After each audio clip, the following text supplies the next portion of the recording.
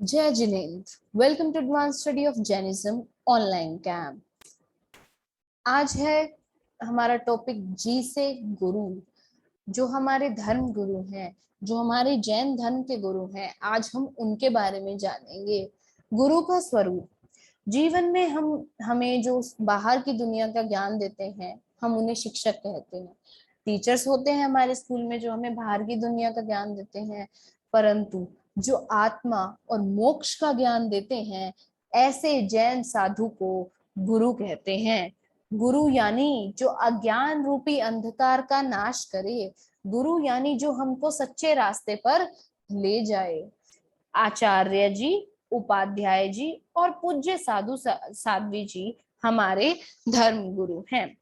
ये 5 महाव्रतों, 5 समिति और 3 गुप्ती का पालन करते हैं। पूज्य साधु साध्वी जी के समूह के मुख्य व्यक्ति को आचार्य कहते हैं। वह संघ के नायक होते हैं। उनके 36 गुण होते हैं।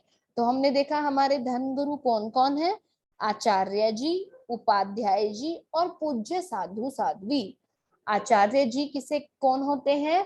जो पूज्य साधु साध्वी जी के समूह के मुख्य होते हैं, जिनमें 36 गुण होते हैं, जो संघ के नायक होते हैं, उन्हें आचार्य कहते हैं। उपाध्याय जी कौन होते हैं? जो स्वयं आगम पढ़ते हैं और दूसरों को पढ़ाते हैं, उनको उपाध्याय कहते हैं। उपाध्याय जी में कितने गुण होते हैं? 25 गुण होते हैं। पूज्य साधु साध्वी जी संपूर्ण हिंसा के त्यागी होते हैं, अर्थात वो जीवों की हिंसा नहीं करते हैं। वे सर्व झूठ, सर्व चोरी और सर्व परिग्रह इकट्ठा करना जो होता है, उसके त्यागी होते हैं। मतलब वो कभी भी झूठ नहीं बोलते हैं, कभी भी चोरी नहीं करते हैं, कभी भी कुछ भी इकट्ठा करने में नहीं लगे रहते हैं। और वे मस्तक के बालों को खींचकर निकालते हैं, जिसको केश लोच कहते हैं। अर्थात जो उनके मस्तक पर बाल होते हैं, उन्हें वे खींच कर निकालते हैं, इसे केश लोच कहते हैं। वे हमेशा जीव रक्षा के लिए रजोहरण और वचन गुप्ती के लिए मुंह पट्टी रखते हैं। वे न तो कलरफुल कपड़े पहनते हैं और न ही अपने पास रखते हैं। जिन चीजों में जीव होता है, उन्हें सचित वस्तुएं कहते हैं, तो उन सभी को वो स्पर्श नहीं करते हैं। वे जीव सहित सचित पानी पीते नहीं हैं, सचित वनस्पति खाते नहीं हैं। जब तक बरसात चालू रहती है, तब तक वह अपने लिए आहार, पानी आदि लेने उपाश्रय से बाहर नहीं निकलते हैं। जीव दया के लिए वे चातुर्मास के 4 महीने कहीं विहार भी नहीं करते। अर्थात मतलब 4 महीने वो एक ही स्थान पर रहते हैं चातुर्मास में, और वे विहार नहीं करते हैं। ये सब जीव रक्षा के लिए ही किया जाता है। वे अपने पास रुपए, पैसे, धन कुछ भी नहीं रखते, और ना ही वो किसी को पैसा देकर कुछ खरीदते हैं।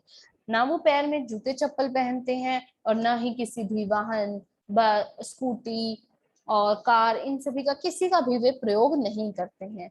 महान है हमारे गुरु भगवंत जो ऐसा जीवन जीते हैं।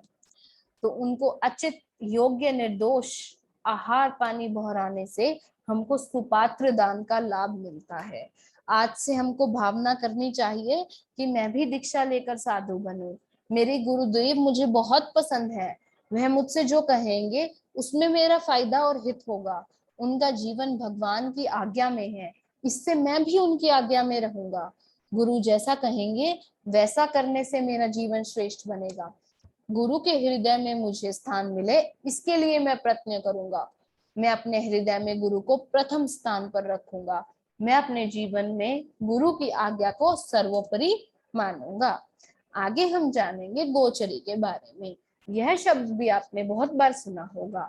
गोचरी अर्थात गाय की तरह चलना, घूम घूम कर थोड़ा थोड़ा सभी के घर से आहार लेकर अपना जीवन जीना, यही गोचरी कहलाता है। साधु साध्वी द्वारा अपना जीवन चलाने हेतु ध्यान पूर्वक शोध करके शुद्ध आहार पानी लाना गोचरी कहलाता है। श्रावकों द्वारा साधु साध्वी जी को गोचरी देना सुपात्र दान कहलाता है। अर्थात जब भी हमारे घर गुरुदेव या साधु साध्वी आते हैं, उनको जब हम आहार भरवाते हैं, तो उसे सुपात्र दान कहा जाता है। गोचरी बहराने का लाभ हम किस प्रकार ले सकते हैं, आइए इसके बारे में जानते हैं। हमारे साधु संत कल्प वृक्ष अथवा पारसमणि के समान होते हैं, अर्थात वे बहुत महान होते हैं। जागृति और विवेक के अभाव में हमारे घर आंगन में आए साधु संतों को सुपात्र दान देने का लाभ हम खो बैठते हैं। अब हमको इसकी जानकारी लेकर सुपात्र दान की थोड़ी तैयारी कर लेनी चाहिए। जिस प्रकार चंदन बाला द्वारा भगवान महावीर को बहराने से तो उसके घर आंगन में 5 दिव्य वृष्टि हो गई, उसके हाथों की बेड़ी टूट गई, अनंत पाप कर्म दूर हो गए, इसी प्रकार हमको भी सुपात्र दान से ऐसे लाभ की प्राप्ति हो सकती है। आप जानते होंगे इस स्टोरी के बारे में, जिसमें चंदन बाला जी ने भगवान महावीर को आहार बहराया था, जिस कारण से उनके हाथों में जो बेड़ियां थी, चंदन बालाजी के हाथों में जो बेड़ियां थी वे टूट गई थी, उनके जो सभी पाप थे वो सब दूर हो गए थे। तो इसी प्रकार हम भी यदि शुद्ध भावना से अच्छे से आहार बहराते हैं तो हमें भी ऐसे सुपात्र दान का लाभ हो सकता है। जब भी साधु संत हमारे घर पधारे तो उस समय निम्नलिखित वस्तुओं का हमें प्रयोग नहीं करना चाहिए। जैसे हमारे घर में कोई हरी साग सब्जी है, फ्रूट है, तो उसको टच ना करें।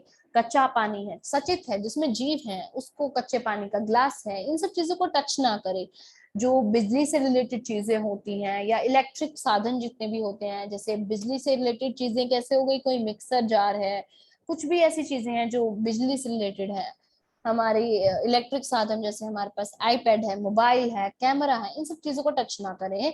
गैस, चूल्हा, अंगीठी, ओवन, जिसमें जो अग्निकायिक वस्तुएं हैं, जिनमें अग्नि है, उन्हें भी न छुएं। यदि इन वस्तुओं का प्रयोग करते हुए हम दरवाजा खोलते हैं तो घर पधारे साधु संत वापस चले जाते हैं और कुछ भी नहीं लेते हैं।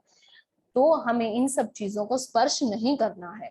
गोचरी के समय दरवाजे को इस प्रकार खुला रखें कि गोचरी लेने आने वाले संत हमें और हम उनको देख सके।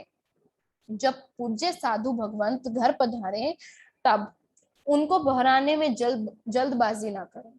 किसी भी वस्तु को उन्हें बहराने से पहले जांच लें कि वह वस्तु उचित है या नहीं। यदि हमको कोई बात समझ ना आए तो उसके विषय में गुरुजी से पूछ लें। किसी वस्तु को देते समय यह ध्यान रखें कि हम हरी वनस्पति, अग्नि या कोई भी इलेक्ट्रिक साधनों के आदि के टच में ना हो। पूज्य साधु संतों के बारे में कि घर में पधारने के बाद यदि लाइट, पंखा, गैस, चूल्हा आदि चालू या बंद हो तो उन्हें वैसी ही स्थिति में ही रखना चाहिए।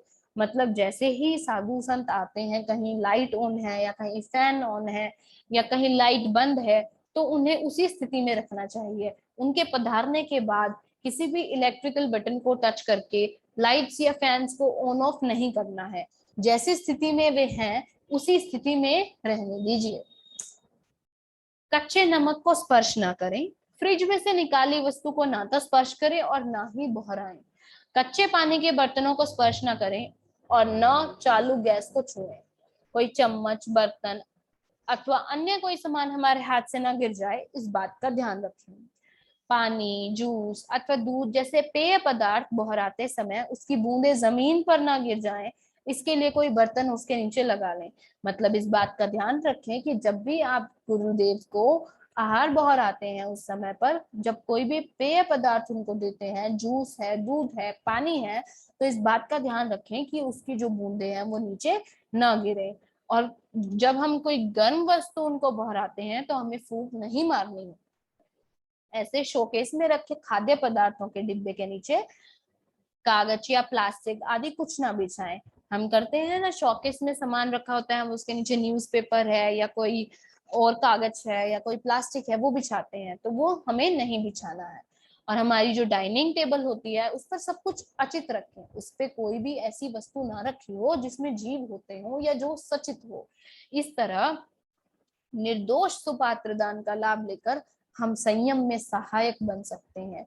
तो आज आपने जाना कि किस तरीके से निर्दोष सुपात्र दान का हम लाभ ले सकते हैं, किस तरह से अच्छे से साधु संतों को आहार बहरा सकते हैं। जय जिनेन्द्र।